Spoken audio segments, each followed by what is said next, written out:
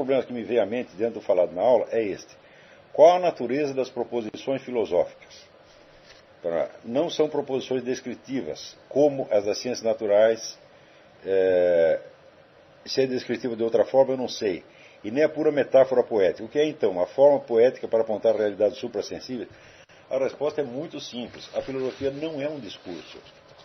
A filosofia é uma atividade cognitiva e existencial desenvolvida por pessoas reais, que, para expressar e comunicar algo do que perceberam e descobriram ao longo do caminho, se utilizam de todos os discursos possíveis. Em geral, a forma mais usada é um discurso dialético, que deve chegar a, vamos dizer, proposições que, em última análise, se tornarão científicas. Mas isso não é necessário. Ou seja, o modo de exposição da filosofia não expressa a natureza da filosofia. Você vê, Platão, frequentemente, começa com um discurso dialético, de vez em quando faz umas demonstrações lógico-matemáticas e termina com um mito. Quer dizer, ele percorreu praticamente toda a gama dos 4 discursos. Então, essa pergunta não tem resposta justamente por isto. Quer dizer, as proposições filosóficas não são a filosofia. A filosofia é a atividade cognitiva, existencial, e moral e pedagógica desenvolvida pelo filósofo. Vamos dizer, o termo final de uma filosofia não é uma doutrina escrita, é uma pessoa, é a criação da pessoa do filósofo, o indivíduo capaz de absorver o legado e prossegui-lo. Tá certo? Então, nesse sentido, a filosofia é eminentemente uma pedagogia, uma direção das almas. E o produto escrito é apenas um fragmento disto. Você veja que o fato de que dos 3 fundadores da filosofia, Sócrates, Platão e Aristóteles, o primeiro não deixou nada escrito. Do segundo, só sobrou, vamos dizer, a parte externa, né? Ficou faltando a parte chamada esotérica, ou interna, que é a mais importante, e que mais ou menos o Giovanni Reale e o Mário Ferreira dos Santos reconstituem, na base, vamos dizer, da hipótese. Né? E de Aristóteles só nos sobrou 1/3 dos textos. Este fato eu acho eminentemente simbólico de que a expressão escrita da filosofia é necessariamente deficiente. Se não existe, vamos dizer, uma multidão de percepções inexpressáveis que acompanham o aprendizado da filosofia, não há filosofia alguma. Agora, acontece que no mundo moderno, vamos dizer, se criou uma espécie de idolatria do texto, e até de idolatria da linguagem. Você vê que toda esta linha de desenvolvimento que a gente veio estudando, Wittgenstein, Derrida, Richard Rorty, etc., Saussure, Heidegger, todos eles têm uma espécie de fetiche pela linguagem. Né? Eles chegam a achar, vamos dizer aqui, a linguagem é o verdadeiro mundo. Quando a existência do mundo é um pressuposto da linguagem. Né? Quer dizer, ninguém nasce sabendo falar nem escrever. Então, quer dizer, você tem uma experiência pré-linguística. Essa experiência pré-linguística já é a imersão total no universo real, onde você está. Você não está, a partir do momento que você nasceu, você não está defendido contra nenhum aspecto do real. Né? E os aspectos que a sua linguagem, por mais que você aprenda, vai abranger, são mínimos. A simples existência da comunicação não verbal, que é um fato hoje assim, abundantemente comprovado, acaba com todas essas filosofias. Mostra que Saussure e Wittgenstein e Heidegger não tem nada a dizer. Mas nada. Isso tudo é vazio, isso é tudo uma bobajada. E o prestígio filosófico desses indivíduos é totalmente indevido. Ele é causado apenas, vamos dizer, por uma certa destreza retórica que esses indivíduos têm. Para quem gosta, vamos dizer, de demonstrações de força, olha como eu sei raciocinar bonito. Né? Eles mostram isso, mas o problema não é raciocinar, o problema é conhecer, o problema é saber alguma coisa, mesmo que você não saiba raciocinar direito. É um problema de percepção e não de raciocínio. Então, o que estes indivíduos fazem é tornar a linguagem humana uma coisa assim tão imensa que não sobra um pingo de realidade fora da linguagem. Agora, basta um experimento de programação neurolinguística e tudo isso foi para o brejo. Porque a programação neurolinguística prova que se nós não compartilhamos percepções e sensações e informações do universo físico real, não há linguagem que funcione. Então a linguagem continua sendo uma titica de galinha, tá certo? Dentro do universo real. E não essa coisa onipotente que eles estão vendo. Quer dizer, na medida em que idolatram a linguagem, o que eles fazem? Cortam a comunicação entre a linguagem e a percepção real do mundo. Por quê? Porque eles esperam encontrar, olha só, mas é uma coisa de jumento. Eles esperam encontrar na própria linguagem um nexo entre linguagem e realidade. Eu digo, mas não é possível isso.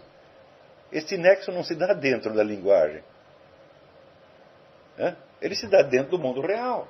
É no mundo real e não na linguagem que existe a conexão de linguagem e realidade. Como eles procuram encontrar na própria linguagem, e evidentemente não encontram. Tá certo? Então, começam a fantasiar. E daqui a pouco só enxergam a realidade. E daqui a pouco não enxergam mais nada. Por exemplo, quando eles se referem, vamos dizer, ao conhecimento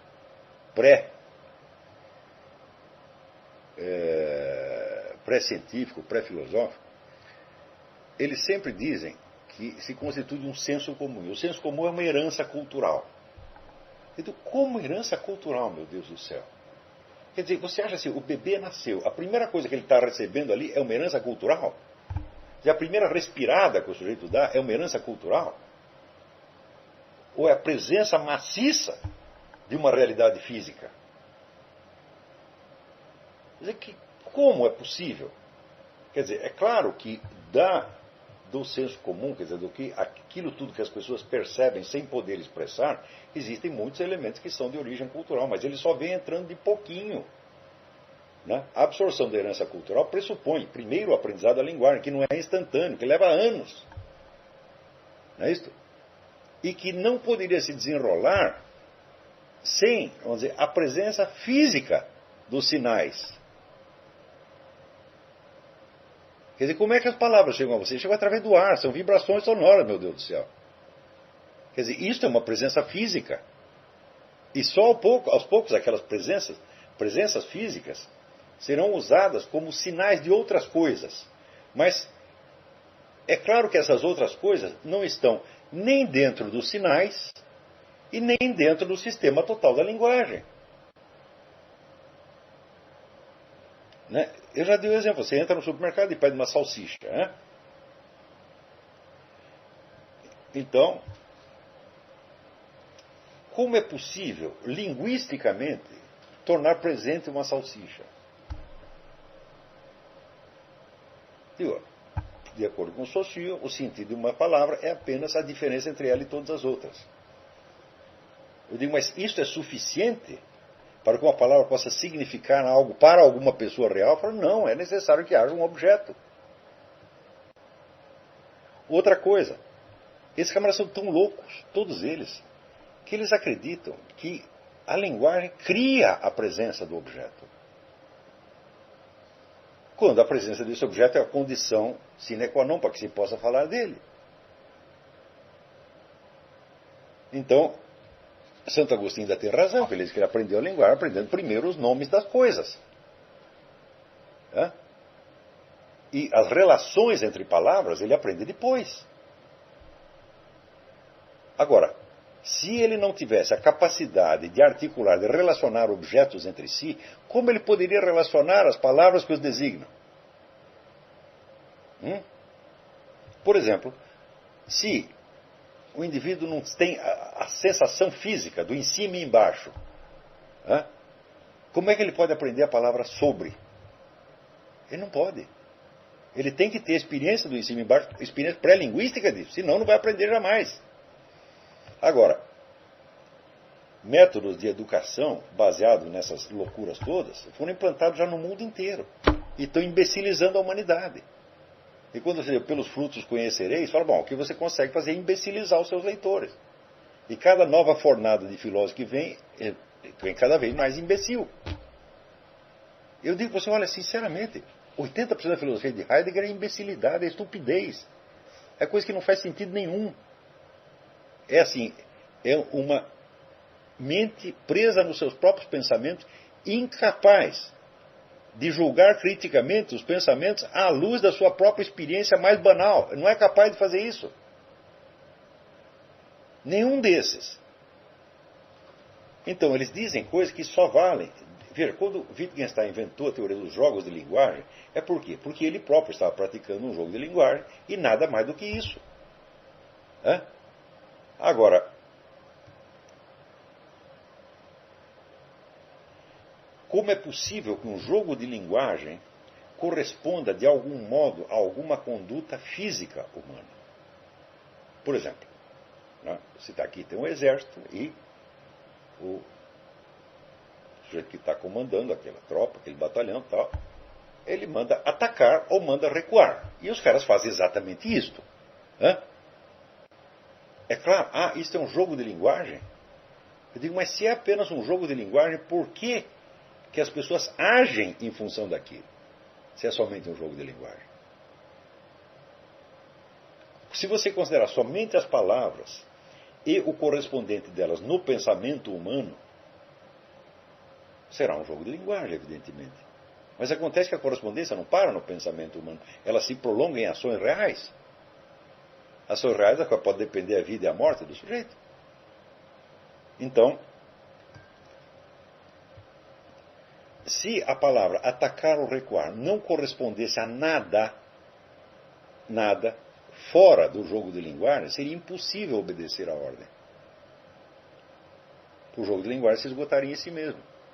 Então, a existência de jogos de linguagem, eu não nego a existência, é certo? Prova que existe alguma correspondência entre as palavras e as coisas. Sem essa correspondência, seria impossível ter jogo de linguagem. Então, a ideia não, uma palavra não representa uma coisa, ela representa um pensamento. Eu digo, mas como ela poderia representar um pensamento sem a presença da coisa? Então o sujeito me fala salsicha e eu entendo apenas a minha ideia de salsicha. E como esta ideia? Passo uma ideia de mostarda, me enfio dentro de uma ideia de pão e como. Quer dizer, a ignorância dessas pessoas em relação à vida física, a mim me mostra o seguinte, que viveram dentro de comunidades universitárias onde só o que existia era a linguagem, jogos de linguagem, evidentemente.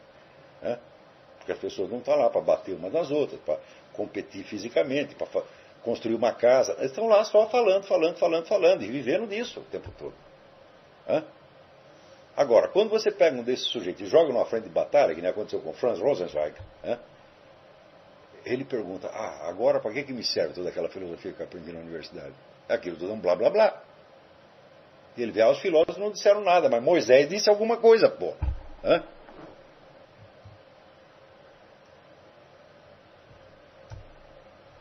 Então, tudo isso é tremendamente oco, e frívolo. É de uma frivolidade absurda. Porque são coisas que o sujeito pode falar, mas ele não pode viver segundo isso nem 2 minutos. Ninguém consegue.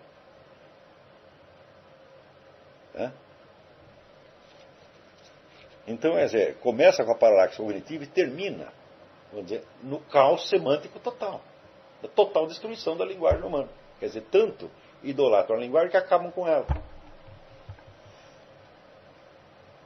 Então, por isso que eu estou dizendo, precisamos restaurar a ideia, que era a dos filósofos gregos, de que a filosofia é uma atividade humana, de indivíduos humanos. E que o propósito não é gerar doutrinas, não é gerar teorias, é qualificar pessoas para o conhecimento e para, como diz Platão, verdade conhecida é verdade obedecida, para existir segundo aquilo que sabe. À medida que vai sabendo, vai modificando você e você vai se instalando numa realidade cada vez mais abrangente. Peraí, tem uma outra pergunta aqui que eu precisava responder imediatamente. Aqui, Alexandre Costa. Vou tentar resumir. Estou tendo dificuldade com o tema alma imortal, talvez por minha falta de concentração agravada no atual momento da minha vida. Pode dar dicas práticas para nos ajudar nos exercícios de percepção e constatação da alma imortal? O exercício é muito simples.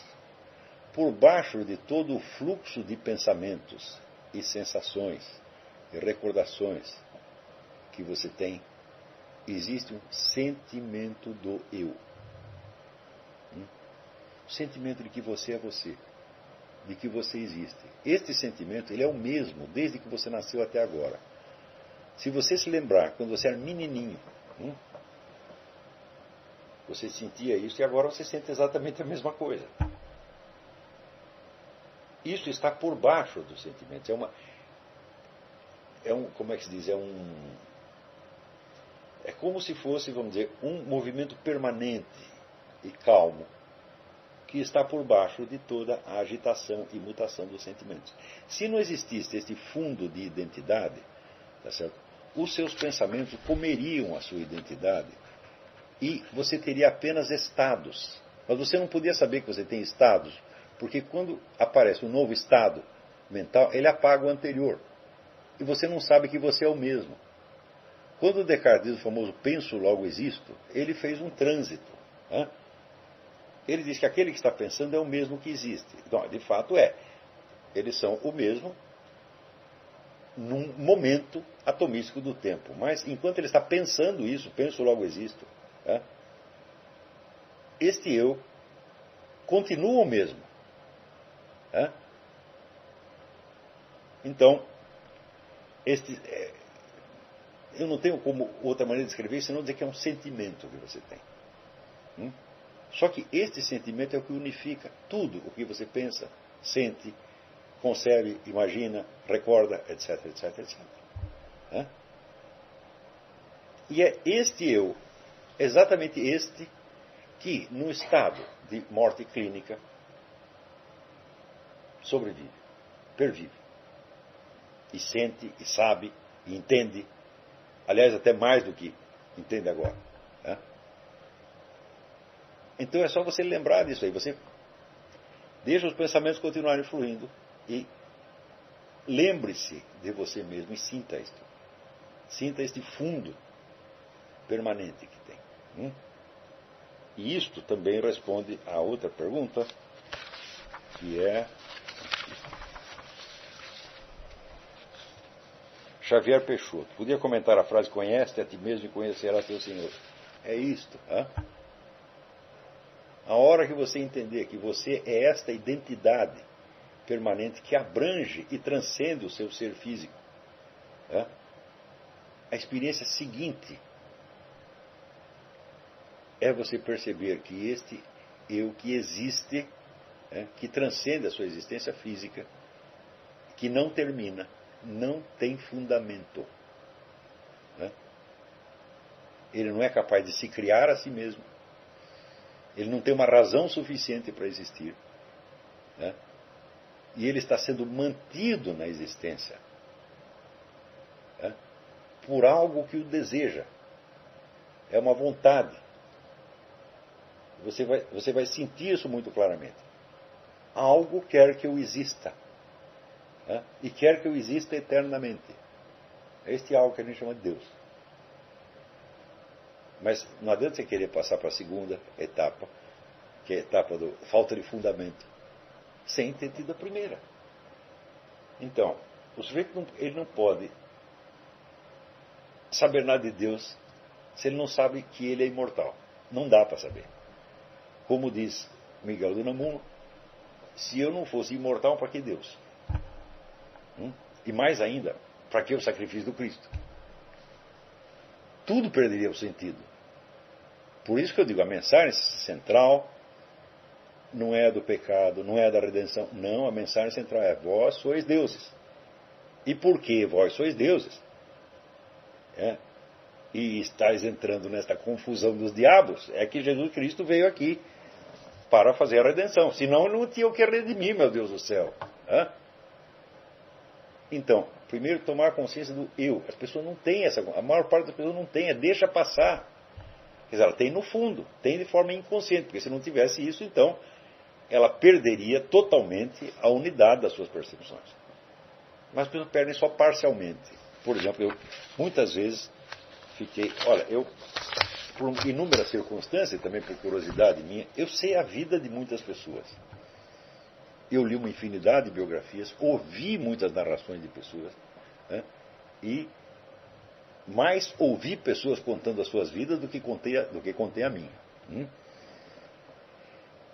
E observei muitas pessoas no curso das suas vidas. E vi como frequentemente elas perdem o fio da meada.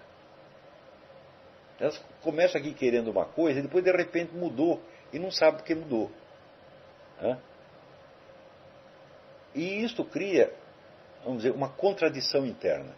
Esta contradição interna que a pessoa não percebe, transparece nitidamente no curso objetivo da sua vida.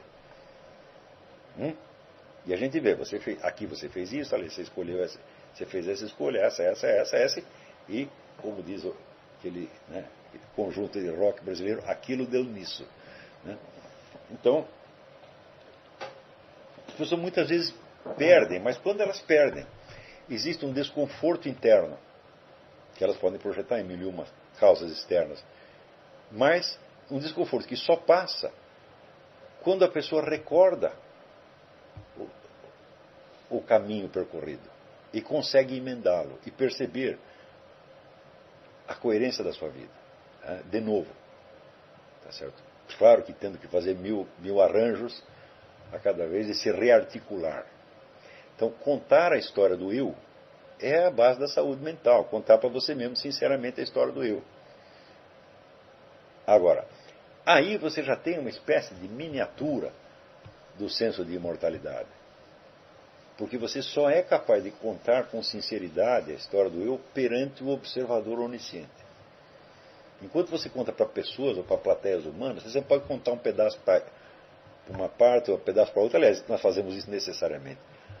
Mas quando você tem a consciência de estar contando a sua vida, os seus feitos, para um observador onisciente que te conhece melhor que você mesmo, então daí você emenda os pedaços com uma facilidade tremenda.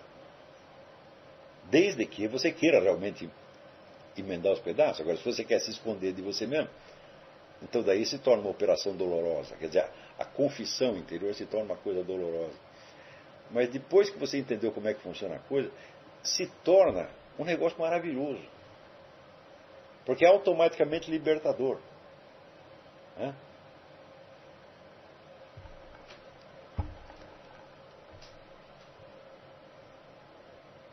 Então,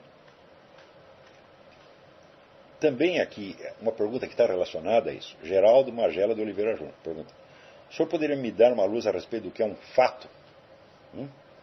Fato vem do latim factum, aquilo que foi feito. E a característica principal do que foi feito é que aquilo já não depende de você. Não há nada que você possa fazer contra aquilo. Você pode fazer uma outra coisa em seguida, mas você não pode desfazer o que foi feito. Então, esta imposição do passado é que é um fato. Por exemplo, agora estamos pensando uma coisa, daqui a pouco podemos pensar outra, mas nós não podemos retroagir e dispensar no tempo o que foi pensado. Fato é aquilo que vem junto com a passagem do tempo. E tempo é o quê? É a medida das mudanças de estado de coisas. Então, dito de outro modo, fato é aquilo que você não pode modificar de maneira alguma. É uma das experiências mais importantes. No começo desse curso, muito antes de eu entrar no tema da imortalidade, essa coisa toda, eu sugeri o exercício da aceitação do fato. Por exemplo, você deita no chão e sinta o chão embaixo de você e sinta a densidade da matéria planetária que está te sustentando. Você consegue imaginar e sentir aquilo até um certo ponto e depois aquilo se desfaz. Mas para além do horizonte do que você sentiu, você sabe que tem mais coisa. Então, isso aqui é uma regra número 1 da teoria do conhecimento. Todos nós sabemos sempre e sempre que a realidade vai para além do nosso horizonte de percepção do momento. Sempre soubemos disso. Não houve nenhum momento, nunca na sua vida, em que você fosse tão burro de imaginar que aquilo que você está pensando, sentindo, observando agora é tudo. Por que você sabe disso? Porque a todo momento estão entrando novos elementos que vêm de além do seu horizonte. Por exemplo, você imagina que só existe o quarto onde você está. Daqui a pouco entra uma pessoa. De onde ela veio? Para você conceber que o seu horizonte de consciência é o todo, seria preciso você admitir a hipótese de que ele tem a possibilidade de gerar entes novos do nada. Mas se você tivesse essa capacidade, então você teria a capacidade de fazer existir tudo aquilo que você pensa. E você sabe que você não tem. Isso por experiência você verifica. Você imagina um elefante no meio da sala, nem por isso o elefante aparece. Mas de repente abre a porta e vem uma pessoa que não estava ali. Então, nunca, ninguém foi tão burro ao ponto de pensar que o horizonte do real termina onde termina a percepção dele. E a presença do inacessível é a base da confiança que nós temos no nosso próprio horizonte de percepção. Isso é uma coisa que um bebê sabe.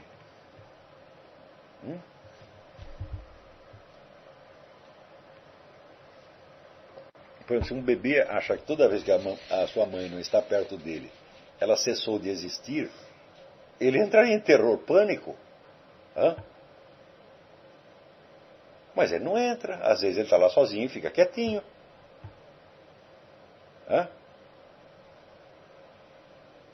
Então,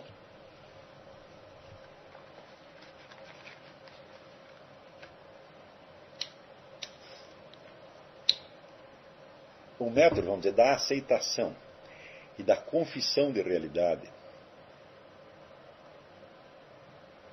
que implica, então, você ter esta prática, né, de ampliar o horizonte para os lados, para cima e para baixo, e no tempo, vai te dando a noção do que é um fato. Quer dizer, você não pode negar que você está em cima de um chão. E que esse chão, em relação a você, pelo menos, ele é fixo. Ele te sustenta. Noções astronômicas aqui não resolvem nada. Não, mas é um planeta que está girando no espaço, etc. É sob certo aspecto. Então, é porque você está supondo que o ponto de vista de um satélite que está afastado milhares de quilômetros é mais válido do que o seu. Mas aí precisa dizer como Edmundo Husserl. A Terra como planeta se move. A Terra como morada nossa não se move. São só dois pontos de vista. A mobilidade da Terra no espaço não modifica em nada a imobilidade dela perante os corpos que ela sustenta. E é desta imobilidade que você pode ter a experiência. Então,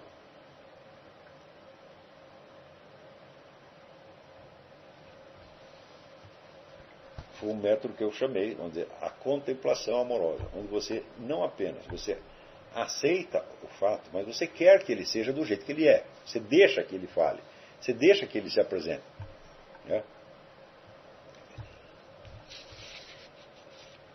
A partir daí, com este exercício, você vai, por exemplo, desenvolvendo o senso da densidade dos acidentes, do mundo dos acidentes. De qualquer acontecimento, por mínimo que seja,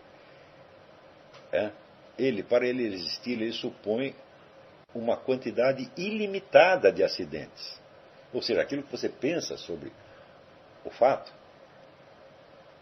lida apenas com algumas essências e algumas propriedades, e com um ou dois acidentes.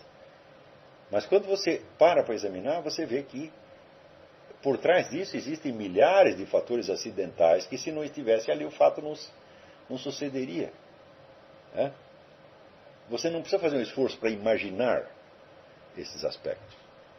Você apenas tem que dissolver o foco de atenção que você colocou nas essências e propriedades. Você sabe que a essência e a propriedade estão lá. É? Mas deixa que o que está em volta apareça também. É? Então você vai ver que a densidade ilimitada da faixa de acidentes é uma condição para aquilo que nós chamamos de realidade. Basta você fazer isso que você já entende que a questão de impotência da linguagem que esses caras estão falando não existe.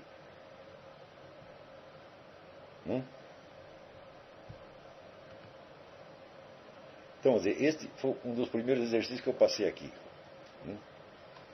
Agora, no caso do exercício da imortalidade, a percepção é de uma coisa mais sutil, que não está no mundo físico, e que o mundo físico por si não vai te informar.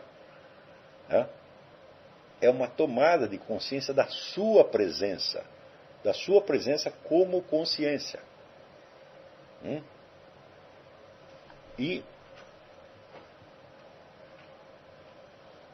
sobretudo, consiste em você notar que, como os seus estados psíquicos mudaram, e até vários traços que você chama de sua personalidade mudaram, aonde se operou a mudança?